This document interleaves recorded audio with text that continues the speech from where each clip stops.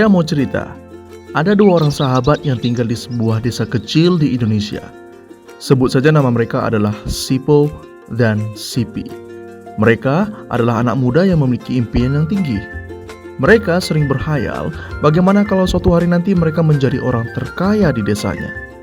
Keduanya merupakan orang yang sangat ambisius. Yang mereka perlukan adalah sebuah kesempatan. Pada suatu hari, kesempatan itu pun datang. Kepala desa memutuskan untuk mempekerjakan kedua anak ini untuk membawa air dari sungai ke sebuah penampungan air di tengah desa. Keduanya masing-masing membawa 2 buah ember dan segera menuju ke sungai. Menjelang sore, keduanya telah mengisi penampungan air sampai penuh. Kepala desa menggaji mereka masing-masing berdasarkan jumlah ember yang mereka bawa. Wow, Sipi dan Sipo senang sekali. Ini berarti impian mereka akan segera terkabul. Mereka sulit percaya jika mereka bisa mendapatkan rezeki sebanyak ini. Mereka bekerja lebih keras lagi setiap hari agar bisa mengangkut air lebih banyak. Namun, Sipo mulai merasakan ketidaknyamanan. Ia tidak yakin pekerjaannya ini bakal membuat impiannya terwujud. Punggungnya nyeri dan kedua telapak tangannya lecet-lecet. Kian hari, kian takut saat harus pergi bekerja. Ia pun mulai berpikir keras mencari akal bagaimana caranya membawa air dari sungai ke desanya. Aha, Sipo mendapatkan ide. Sipi, saya punya rencana. Daripada kita mondar-mandir bawa-bawa ember setiap hari, kenapa kita nggak sekalian aja buat saluran pipa dari sungai ke desa kita? Saluran pipa? Ide dari mana itu? Seru Sipi. Kita udah punya kerjaan yang bagus, Sipo. Saya bisa bawa 100 ember sehari. Kita kan jadi orang kaya. Di akhir minggu saya bisa membeli pakaian baru. Pada akhir bulan saya bisa beli seekor sapi. Dan pada akhir tahun saya bisa bangun sebuah gubuk baru. Gak ada kerjaan sebagus ini di desa ini. Setiap minggu kita bisa liburan. Setiap akhir tahun kita berhak cuti selama 2 minggu dengan gaji utuh. Kita akan punya hidup yang layak. Jadi, buang jauh-jauhlah pikiran untuk bangun saluran pipa. Tapi Sipo tidak putus asa. Ia akhirnya memutuskan untuk bekerja paruh waktu. Ia tetap bekerja mengangkut ember-ember air. Separuh waktunya, serta di akhir pekan, dia luangkan waktu untuk bangun saluran pipanya. Hal itu tidak mudah. Penghasilannya otomatis menurun dan dibutuhkan waktu 1 hingga 2 tahun sebelum saluran pipanya bisa menghasilkan sesuatu yang berarti. Sipi dan orang-orang desa mulai mengejek Sipo. Ia menyebutnya Sipo si manusia saluran pipa. Sipi yang berpenghasilan 2 kali lipat dari Sipo terus memamerkan barang-barang yang baru yang berhasil ia beli. Sapi, keledai, pakaian, sepatu baru, gubuk bertingkat 2. Sipi bisa makan mewah di kedai. Orang-orang di desa menyebutnya Tuan Sipi.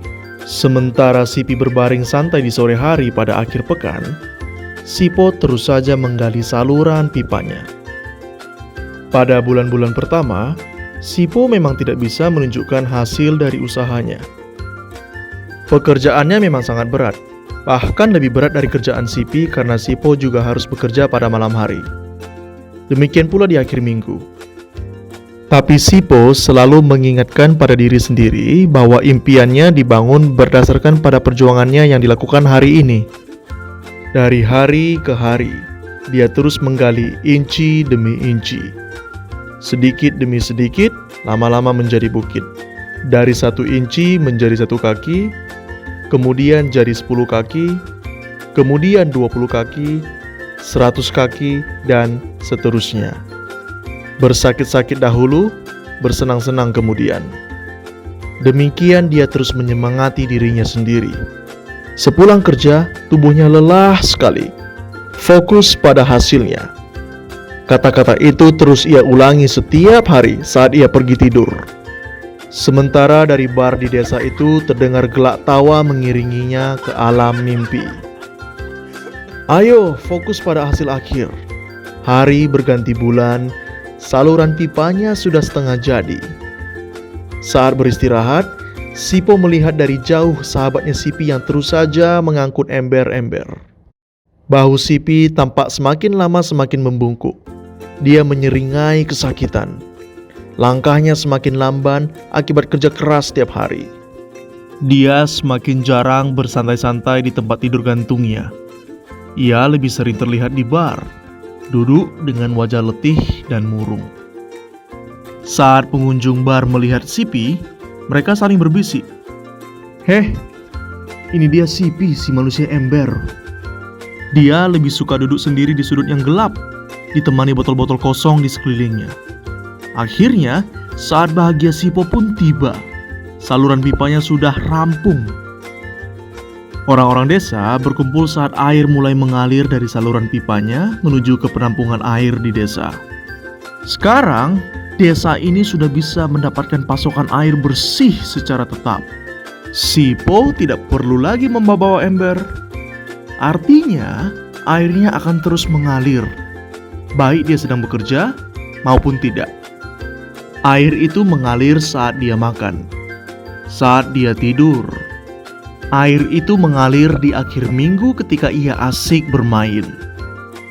Semakin banyak air yang mengalir ke desa itu, semakin banyak pula uang yang mengalir ke kantong Sipo. Apa moral dari cerita ini? Pertanyaan yang paling penting untuk kita renungkan adalah, siapakah Anda? Seorang pembawa ember atau seorang pembuat saluran pipa? Apakah Anda hanya mendapatkan penghasilan jika Anda datang ke tempat pekerjaan, seperti Sipi pengangkut ember? Atau Anda termasuk orang yang bekerja hanya sekali saja, kemudian Anda dibayar terus-menerus, seperti Sipo pembuat saluran pipa? Jika Anda termasuk orang kebanyakan, itu berarti Anda bekerja dengan menggunakan pola pembawa ember. Anda membarterkan waktu untuk mendapatkan uang. Maksudnya, bekerja 1 jam dibayar per jam. Bekerja 1 bulan dibayar per bulan. Bekerja 1 tahun dibayar per tahun. Masuk akal kan? Masalahnya, dengan sistem pembawaan ember, masuknya uang akan berhenti saat kita berhenti membawa ember. Artinya, pendapatan kita hanya sementara alias tidak langgeng. Kalau di suatu pagi Sipi bangun dan punggungnya terasa sakit, sehingga dia tidak bisa bangkit dari tempat tidurnya, berapa uang yang akan ia dapatkan hari itu? 0 besar. Fakta yang kita harus sadari adalah, kita tidak bisa bekerja selamanya, karena faktor usia dan kesehatan.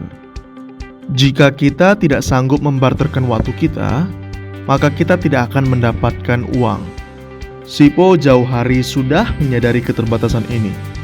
Karena itulah ia langsung berpikir untuk menciptakan suatu sistem yang memungkinkan ia untuk terus bisa mendapatkan bayaran baik dengan cara barter waktu ataupun tidak.